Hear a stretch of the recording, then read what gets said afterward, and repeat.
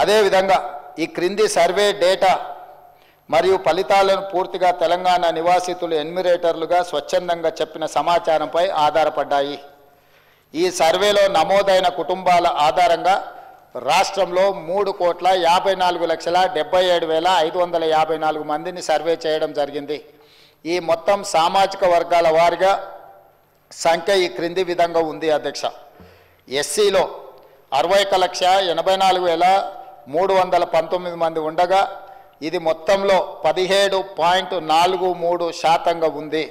ఎస్టీలో 37,05,929 మంది ఉండగా ఇది మొత్తంలో 10.45% ఉంది అధ్యక్ష.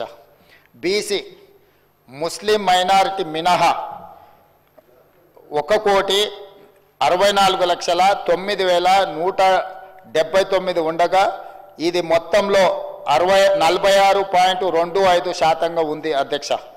ముస్లిం మైనారిటీలో బీసీలు 35,76,588 ఉండగా ఇది మొత్తంలో 10.08% ఉంది అధ్యక్ష. ముస్లిం మైనారిటీలో ఉన్న బీసీలను కలుపుకుంటే మన రాష్ట్రంలో మొత్తం బీసీలు 56.33% ఉంది అధ్యక్ష. రాష్ట్రంలో ఈరోజు ప్రభుత్వం అమలు చేస్తున్న బీసీ రిజర్వేషన్లు ABCDE ఈ అన్ని గ్రూప్లలో 56.33% ఈరోజు బీసీ జనాభా ఉన్నదని చెప్పి నివేదిక మనకు తెలుపుతున్నది అధ్యక్ష. ముస్లిం మైనారిటీలో ఓసీలు 8,80,424 ఉండగా ఇది మొత్తంలో 2.48% ఉంది. ముస్లిం మైనారిటీలో మొత్తం 44,57,012 మంది ఉండగా ఈ మొత్తంలో 12.56% మైనారిటీ జనాభా ఉంది అధ్యక్ష.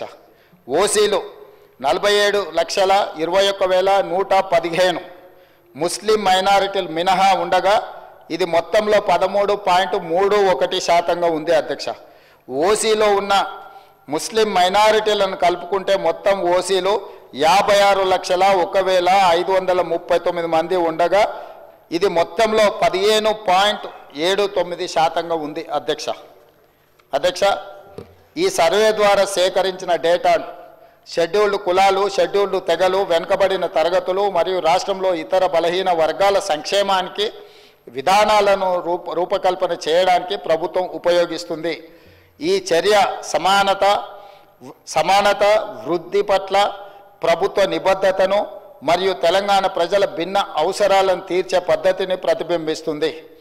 ఇది డేటా ఆధారిత సమగ్రత మరియు పారదర్శకత ప్రాతిపదిక నడిచే పాలనకు నూతన దశ ప్రారంభాన్ని సూచిస్తుంది అధ్యక్ష.